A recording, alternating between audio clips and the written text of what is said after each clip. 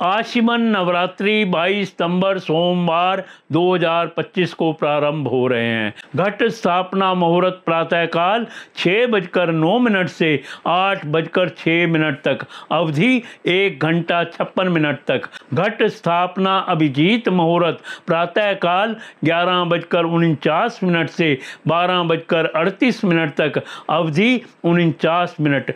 घट स्थापना मुहूर्त प्रतिपदा तिथि पर है।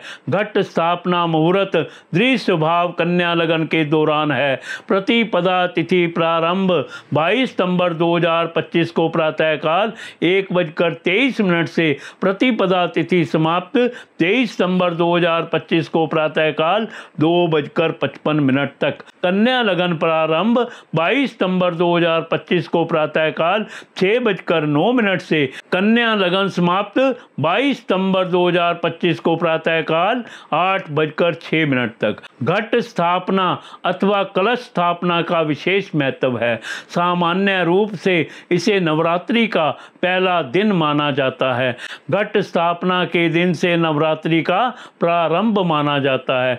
नवरात्रों चैत्र व शारदीय में प्रतिपदा अथवा प्रथमा तिथि को शुभ मुहूर्त में घट स्थापना पूरे विधि विधान के साथ संपन्न किया जाता है। शास्त्रों के अनुसार कलश को भगवान गणेश की संज्ञा दी गई है और किसी पूजा के लिए सर्वप्रथम गणेश जी की वंदना की जाती है। दिन के 1/3 हिस्से से पहले घट स्थापना की प्रक्रिया संपन्न कर लेनी चाहिए। इसके अलावा कलश स्थापना के लिए अभिजीत मुहूर्त को सबसे उत्तम माना गया है। घट स्थापना के लिए शुभ नक्षत्र इस प्रकार हैं: पुष्या, उत्तरा फाल्गुनी, उत्तराषाढ़, उत्तरा भाद्रपद, हस्ता, रेवती, रोहिणी, अश्विनी, मूल, श्रवण, धनिष्ठा और पुनर्वसु सप्त।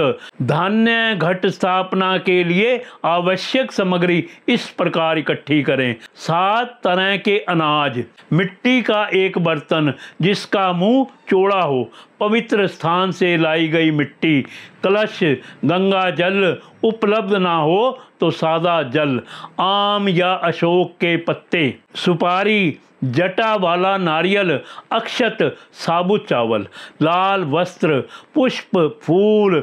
घट स्थापना विधि इस प्रकार करें: सर्वप्रथम मिट्टी के बर्तन में रखकर सप्त धान्य को उसमें रखें। अब एक कलश में जल भरें और उसके ऊपरी भाग यानी गर्दन में कलावा बांधकर उसे उस मिट्टी के पात्र पर रखें।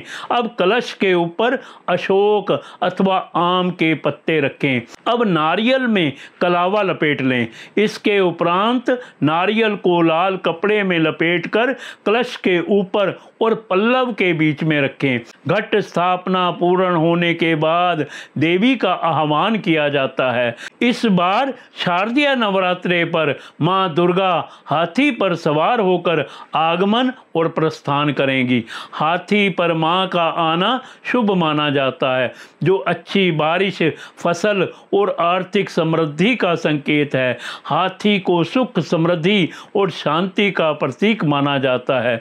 जब माता हाथी पर आती है तो पूरे देश में अच्छी बारिश होती है और फसलें अच्छी होती हैं, जिससे धन धान्य की कमी नहीं रहती।